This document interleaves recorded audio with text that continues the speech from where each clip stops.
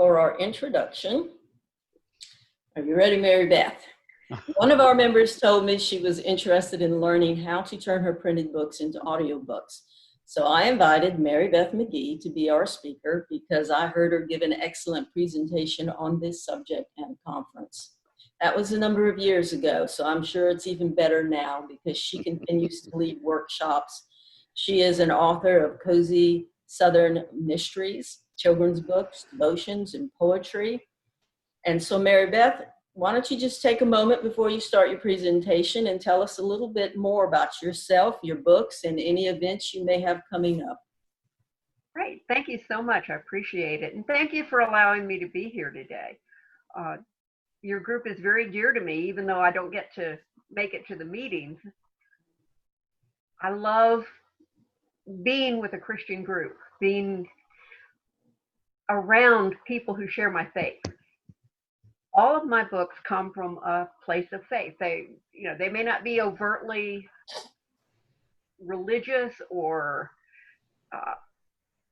delivering a sermon, but they all come from a standpoint of a faith-based character and how they're dealing with something. The devotional books, of course, are very first person, personal, but the fiction, again, it's how does faith interact with these folks. My Cozy Mysteries are out there set in South Mississippi, in a fictional town in South Mississippi, dealing with senior citizens like myself, although it's not biographical, it is, hey, I write what you know, right? I'm a senior, I know that. So I just enjoy meeting people, being out with events, and of course right now a lot of events have been canceled, a lot have been rearranged, and so it's important for all of us to stick together and pull together during this time. I do have a video online, a free YouTube video on the YouTube page about marketing, getting yourself ready to market when all of this is over. And you are more than welcome to go take a look at that and get some ideas. And those of you who have published works, please remember the Book Nook at Sandy's Business Center in Poplarville. Mm-hmm. A book on consignment, and they love faith-based books. They really do. It's a Christian couple that runs it, and when the bookstores started shutting down, they set aside space in their shop to let us offer our books for sale. So if you're interested and want to know more about it, please feel free to email me. My website is www.lol4.net. And you'll have my email on there and information about the Book Nook and everything. So, my books are available on Amazon and through the website, and I feel like I'm talking too much about me now. It's all right. Well, if you want to go ahead and start your presentation, then I would ask that everyone mute their microphones while she's making our books on audio. That's the big deal. And first off, why do we care? Well, for each of us, as an independent business person, no matter who published our books, we've got to be our own marketer.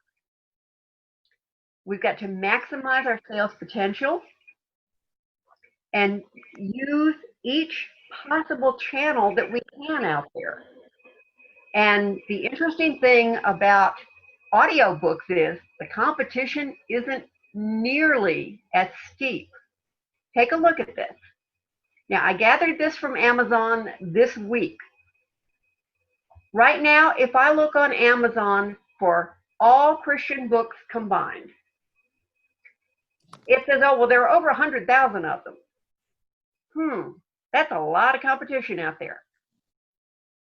If I just limit it to paperback Christian books, I'm still over 100,000.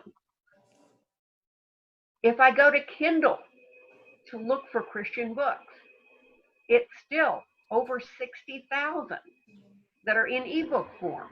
That's a lot of competition out there. And that's what we're up against. And if we want to get the word out, we've got to find a way to overcome that competition. Well, take a look at audio. If I go to Amazon and look for Christian audio books, now I'm down to just over 10,000. I've cut that competition by 90%. That's pretty good. If I go to Christian audiobooks on CD, and we'll talk a little bit more about the difference of those in a moment, but on CD alone, it's over 10,000, but that's a whole lot less than 100,000. And then if I go to audible.com and search, now I'm down to just over 7,000. When I start narrowing that competition down, I've got a better chance of getting noticed. That means I've got a better chance of getting my message out. That's why you want to get your book on audio. That's why it's so important that you, as a Christian writer, get as many channels out there as you can so that you can get your books out there and noticed. Now, let's talk for a moment about what an audiobook is. It can be a couple of different formats. It can be an author reading their own work. It can be a hired narrator, also known as a producer, reading that work. It may be a dramatic reenactment of the book with several voices. I remember the Cheneys, Brock and Bodie Cheney, years ago, they had their Jerusalem Chronicle series, and that was delivered almost as a script rather than a book. So it can be that dramatic reenactment. Any one of those will qualify as being an audio book. What's the expectation going to be? Well, for nonfiction, an author reading their own book is probably fine and may be expected by their listeners because they want to hear what that author has to say in their own words. But if it's fiction, they may want a hired narrator to do it. Someone who can do different voices to let you know when different people are speaking. Still one person, but letting you get all those different feelings. It may be a dramatic reenactment, as I said, with several different voices, like a script. What format may it come on? It could be a CD. If you've gone into any of the bookstores, you may have purchased a CD. That'll work. It may be a digital download. Audible, for example, does a lot of audio downloads rather than the physical CDs. And there may still be some around on cassette tape. If you go to a library book sale, you're likely to find some on cassette tape. But it's something that you listen to rather than sit down and read. And that's what makes it the audiobook. Now, I don't know about some of you, but I'm old enough to remember when the Lighthouse for the Blind used to put out the books on records for people who were not able to see to read. And the audiobooks that we listen to today are just kind of a natural outgrowth of that, a progression from those recorded books. And kind of neat that technology has moved along that way. Now, I'm not seeing where to go to the chat, so if anybody has a question, we'll figure out the chat in a little bit. But right now, here we go. Now, what are the steps in getting your audiobook out there? The first one is the production, recording and editing it, getting it made into that recording. The second step is distribution. How are you going to share it with the world? And then the marketing. For you as an author, step 1 and step 3 are the ones that you'll be most involved with. The production, whether you're reading it yourself or getting someone else to read it, is going to be, aha, there we go. There's a control panel up there. Let's see.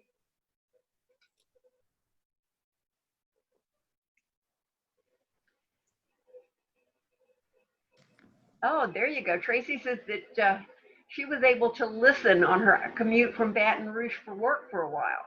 And she was glad to have that opportunity to increase her reading.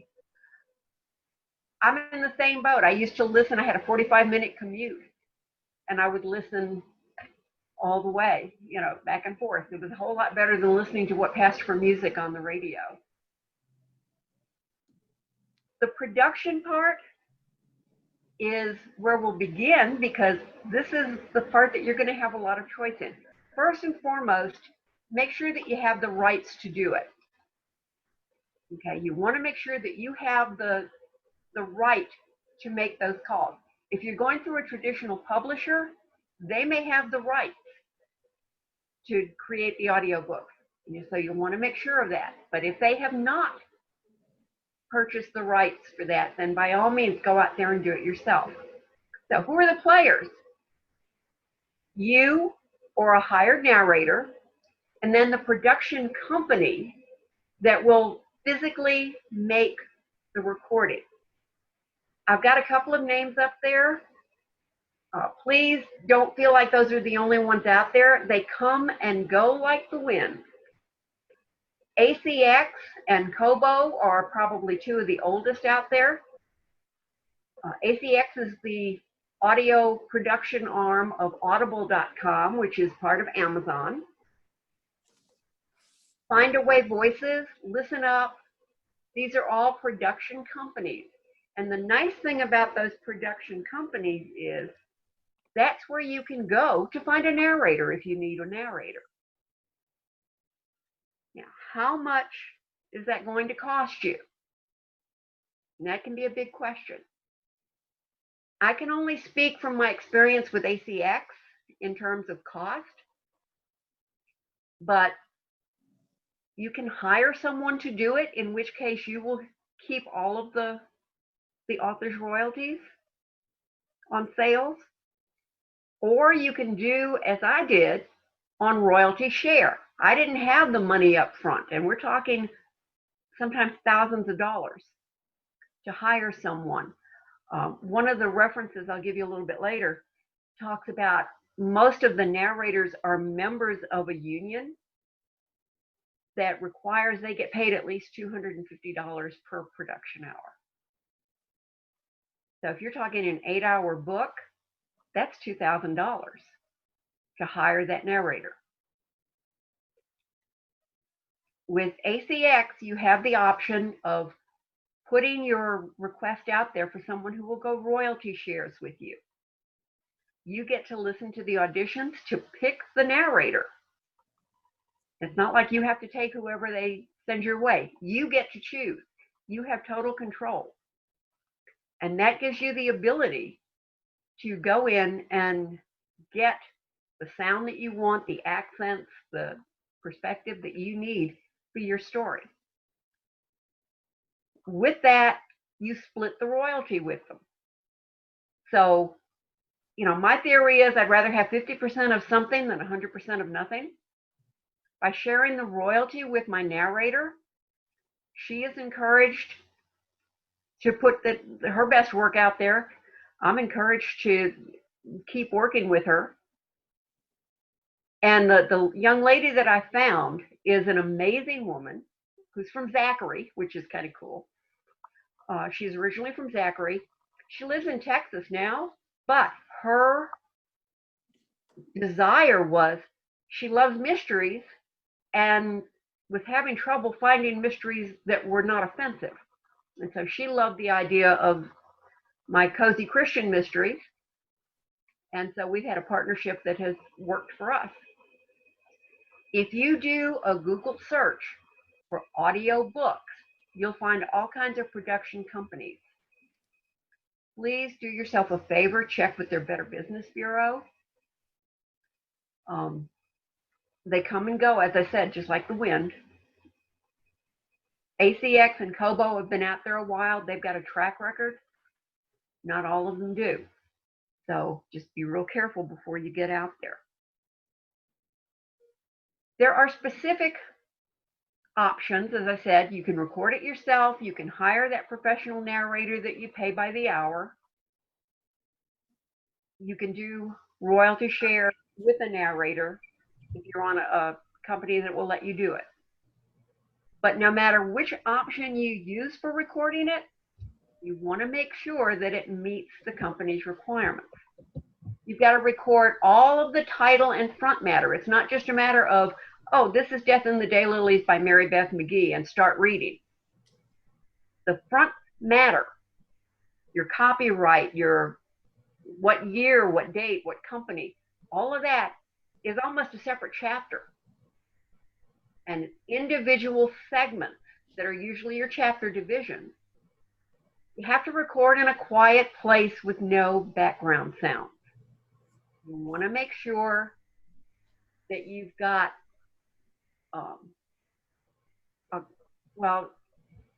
muting, if you can, of outside sound. One of the narrators that I know actually has lined his closet with pillows so that it muffles all any outside sound. And he goes in there to record. It's a walk-in closet, and he's turned it into his little recording studio. You want to make sure that you're not getting those extemporaneous noises. You want to make sure that you're using a high quality, and what in the world did I put in there? Okay, you want to use a high quality microphone and then high quality editing software.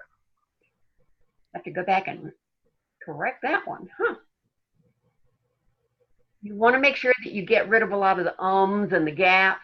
Go back and re-record something if it didn't go well. I know when we're making videos for the Everyman Theater, one of the things that we run into is there'll be a phone will ring in the other room, and you've got to go back and edit that out. Just if that happens, you stop, take a pause so that you've got room to edit it, and then start reading the sentence again. And that way you can edit the software. Your end product must pass the distributor's quality control review. And at ACX, they're very strict. My narrator, her microphone died. She went out and got a new microphone, recorded the rest of the book with the new microphone. They rejected it because the quality of the earlier chapters was not identical to the quality of the later chapters. She had to go back and re-record the whole thing so that it was consistent. I mean, they are very strict at ACX. Don't know about everybody else, but you want to make sure. Now, once you've got it produced and you're ready to go, distribute it. Who are the players for distribution? Well, Audible.com is the audio book marketing division of Amazon. It might go through Apple's iTunes, Kobo. Authors Republic is the distributor for audiobooks.com, and there are others out there. You get out there, distribute it according to whatever your agreement is with that company. Now, just as when you, for those of us who are self-published through Amazon, you can choose the expanded distribution. And with ACX, you can choose the expanded distribution, and that gets it on iTunes and some of the other places. What you can't do is guarantee that if you're doing some of the other distribution companies, that they'll go to all the places. So you want to make sure that you've got that clear in your mind before you start. Okay, everybody okay so far? I have to tell you, when I train, I usually am on WebEx, and WebEx, it pops up when there's a chat, so I'm not 100% sure yet whether this will let me know when there's a chat. So I'll just jump up and check every so often. Okay, so for marketing, when it's time to market that, don't rely on the bookstores and Amazon and iTunes. You want to make sure that you're promoting it as well. One of the cool things about ACX is they will provide you with a certain number of free copies for downloads, free codes that you can use as promotions, you can use as giveaways, and have that out there as a way to promote interest. You can actually have this playing in the background when you're doing a sign-in event, have that narration playing in the background if you'd like. Depending on what you choose to do in terms of marketing, you can use those Audible codes to promote your book the way that you would like.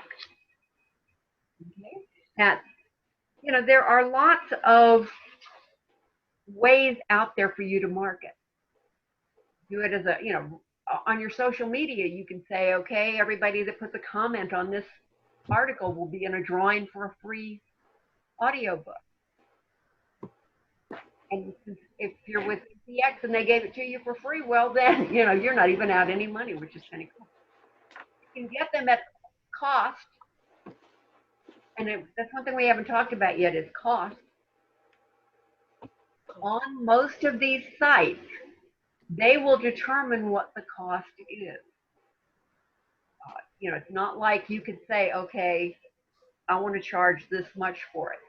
If you're publishing through KDP, you know they tell you you have to charge at least this much, but then you can set whatever asking price you'd like.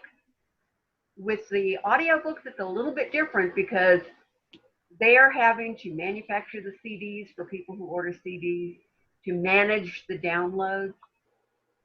And just as if you participate in the Kindle Direct program, if someone downloads your book for free, and okay, got a question. Is cost determined by the distributor? It's determined by the production company. Now, the distributor, when they send it out, they may add something on, but just like Amazon, you know, governs their price, the production company will govern their price. Okay. The other thing to be aware of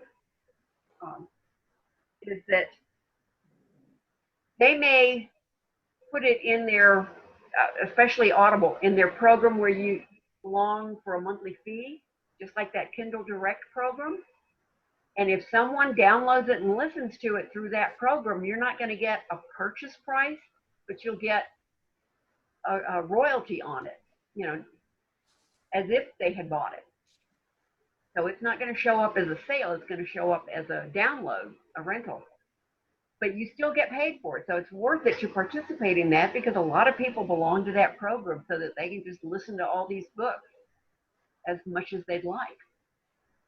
So, you know, if your particular production company offers that, think about participating. Because again, you know, like I say, I'm from the school of I'd rather have some of something than all of nothing. And I would rather have some of that share than to not have the person listen at all. And with just like, you know, putting your book in the library, that's giving people a chance to check you out.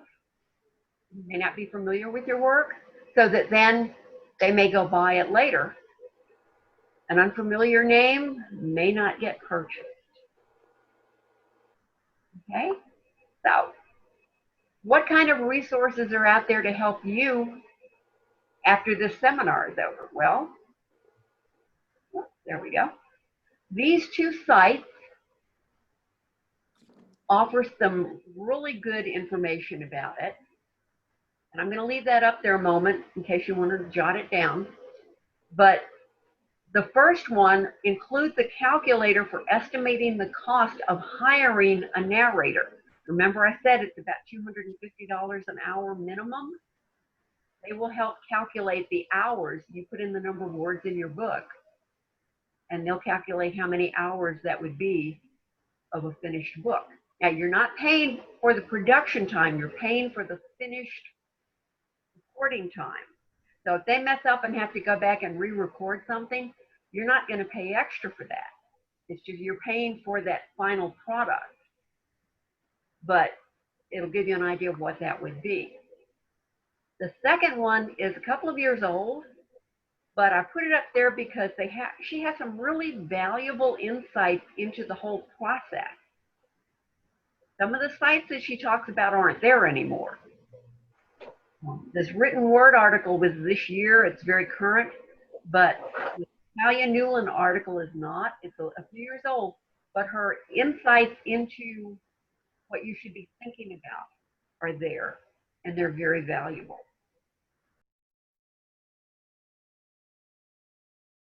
Have any questions for Mary Beth? I see Jenna has a raised hand if you'd like to call on her. Hi, Jenna. Hi, can you hear me? Yes, I can. Okay, I wasn't sure because I'm technology challenged. I am doing, I'm doing a book of devotions. Would it be cost effective to do an audio book of devotions? Or would it be a little more difficult? Because that would be something that would be a daily clip, like. Well, think about this. If you've got someone who is going out to work, maybe going jogging, whatever, they might want to listen to that daily devotion. You know, I can just imagine a guy shaving, listening to the devotion as he's shaving, the woman as she's styling her hair or whatever. They'll be done as individual daily tracks. So, you know, just as I said about chapters, it's discrete sections that you're doing, because that way the person can come back in and start listening again where they left off. And I apologize, I didn't make that real clear, did I? Those individual sections, let them come and go as they need to. And with it, I did, my young lady did a recording for me of my devotions from the road of life for caregivers. Because frankly, I could not have done that myself. It was devotions that I wrote while I was caring for my mother. And I promise you, I could not have gotten through those to make an actual listenable recording. And she did a beautiful job for me. And I've had the blessing of people telling me that it helped them in their caregiving to be able to listen to this. So yes, devotions definitely would be worthwhile. Okay, thank you. You're welcome. Thanks for asking. Jack has his hand up. Yes, I was just wondering you were talking about the royalty share. That I assume that would be cheaper than just paying for us than paying the thousands of dollars. I mean, how is that? Would you explain again exactly how that works? Okay, if I pay up front, then whatever the royalty is on that book, that audio book, I get 100% of it. If I do it on royalty share, then we split it 50-50. I don't pay anything up front. You only pay with the royalties, what you're saying then. Right. Now, that requires a couple of things. It requires a narrator who is willing to go on royalty share. It requires a book that they feel is good enough to be worth going on royalty share, that they're going to make something out of it. Mm-hmm. But if you've got those things going for you and you find the right narrator, it can be a really great team. About what percent would you pay on royalty share, and do you have to sign an agreement? I'm sure. Okay, wait. Who was talking? This is Tracy. Okay, sorry, Tracy. Go again. Yeah. So, what percent do you usually have to pay for the royalty? And I'm sure you have to have some type of agreement, right, in writing. It's an agreement that you make online. Mm-hmm.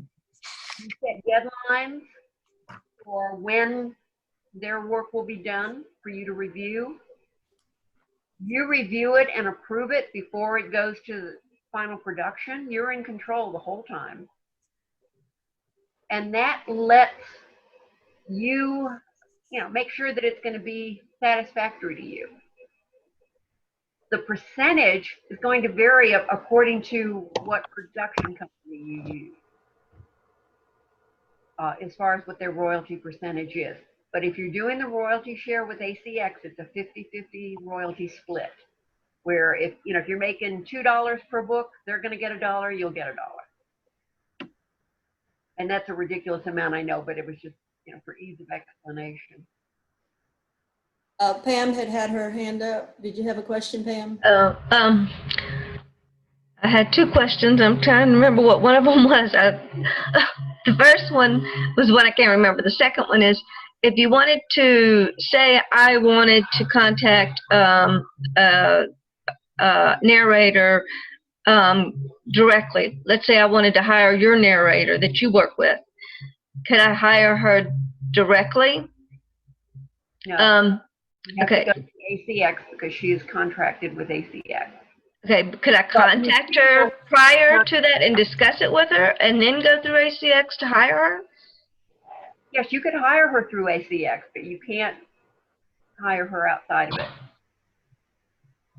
No, I mean, can I talk to her personally? Like if you were to tell her, I have another author who is considering audio, would you talk to her or whatever? And then if I feel comfortable with her, then could I then go through ACX or whatever it is to hire her? Are you following me? It's all through messaging. All the communication is through them, in other words. Right. Okay, that's what I'm asking. Yeah. You can't talk to her on the side about anything. It's all communicated through them. Right. Now, once you get connected with her through ACX, you may, we chat all the time on Facebook. Okay. So the second question I have to ask you is, does she read directly from your audio download like you have on Kindle, or can you give her a supplemental audio like my Kindle has a lot of places in it where if I had the funds, I would go in and do a second edition and make some corrections, a little tweaking here and there. Could I give her a updated file that is basically the same file that's on audio, that's on Kindle, but it's just some grammatical corrections, things like that? Would that be possible? I know I have supplied her with PDF files because it's easier. If she's reading from a book, you get the sound of the pages turning. Yeah. Well, I figured they went by Kindle or digital or whatever, but could I send her my own file? Yes, so that if I wanted to have some, if I wanted to, like, let's say there was, let's say there in the book that I typed, on the Kindle version, it says the, and it should say they, or some, just, that's an example. In my file, I would have it corrected. So then she wouldn't read the, she would read they, which is would be the correct grammatical word for it, or, so could she do that? Could she read from my PDF file, in other words? Yeah, that's what I'm saying. the question. First to read from a digital file. Okay. But I could send her my PDF file. Okay, that answers my question. Okay. Thank you. Okay, Dennis? Yeah, can you hear me? Yes. Can you hear me? You have a story, a book or something that you want to put on audio format. Do you submit it to the audio producers the same way you would send it to a say a paper publisher, regular publisher? Depends on what audio company you're going through. ACX, it has to be available at, through Amazon. Oh, okay. It's an Amazon Okay. an Amazon company, so it has to be something that's available through Amazon. Gotcha. Because they market all of them together. Okay. But some of the other companies may not require that. If I contact a company directly, will they tell me how to submit it? Oh, I'm sure their website would probably have the information on it. Thank you. Or if you talk to their editorial staff. Gotcha. Thank you. You're welcome. I have a question for you, Mary Beth. Sure. Regarding royalty, is that a direct deposit or do they send you a check? No, they do it direct deposit. Okay. Second question. I know Amazon will not pay you anything unless it's at least $25. So conceivably, if you don't make over $25, you'll never see that $24. I got to thinking about that one time and said, they're probably making a killing. But they don't have to pay because you agreed they don't have to send you the money unless it's 25 or above. And you just said this is an Amazon company, the one. Yes. Yeah. Did you understand that with the audio files? I mean, this was Never years. had that problem. I Okay. get paid every month. You've gotten the royalties even if they were under $25? Okay, well, they must have changed that then. It used to be $10. I don't know. It used to be 10. Well, I'm talking years ago when I was on Amazon Shorts. That was part of the contract. Yeah. And I know Terry Whalen. I had told him about it, and he got on it, and he wasn't getting his money, and he probably rattled some cages because he didn't like that at all. So I imagine they've probably changed that policy then, which was very. I think it's $10 now. Is it $10? I think so. Yeah. You won't get your tax forms unless you sell $10 or more. Okay. Yeah. But have you gotten royalties less than $10, Mary Beth? Yeah. Okay. Well, they're still giving it to you then. Yeah, I get it. You know, if there were royalties that month, I get them. Okay. All right. Well, I'm glad that policy has changed. Jenna? Yes, Mary Beth, I have not even published yet. Would it be okay to do an audiobook before an actual book, or what would be the process to decide on this? I would say it's going to depend on the particular production company. Okay. You know, whether they'll accept it without it being published. Mm-hmm. You know, that's going to be up to the individual company. But the usual is you're published and then you go audio. Yeah, that's how I did it. That's what I'm asking. Okay, thanks. Okay. Dixie? If you already have a published work on Kindle and you want to do the narration and stuff yourself, do you have to go through ACX? Could you do it yourself and then submit the audio book as an option for people to buy? Okay, let me make sure I'm understanding your question correctly. You want to record it yourself and then submit it for sale through Amazon? Is that correct? Both my deceased husband and my daughter have books for sale on Kindle. There's been an idea for a long time to have my husband's work put into Audible format. My cousin-in-law, for example, is completely blind and she wants to read the book. We'd like to have an Audible book. And is there a way to do it without going through ACX, using our own resources, produce the Audible book and make that as an option instead of buying, the Kindle book, that one could buy the Audible book? Okay, well, a couple on of Amazon. changes that are recent. Okay, some of the new Kindle devices are enabled to where they will actually read the book out. Oh, that's true. Yeah, but it's I've heard those and they're pretty good, but they're not great. When you're thinking about expense, okay, now if you record it yourself and submit it as a finished file through ACX,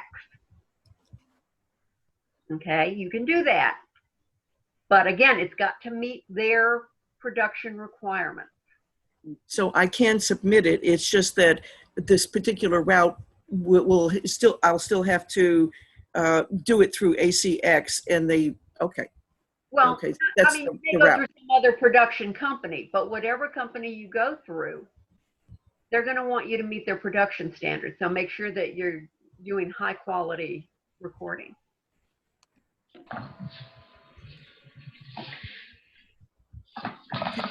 Thank you. Okay, any other questions? I have a question. Okay, Ingrid?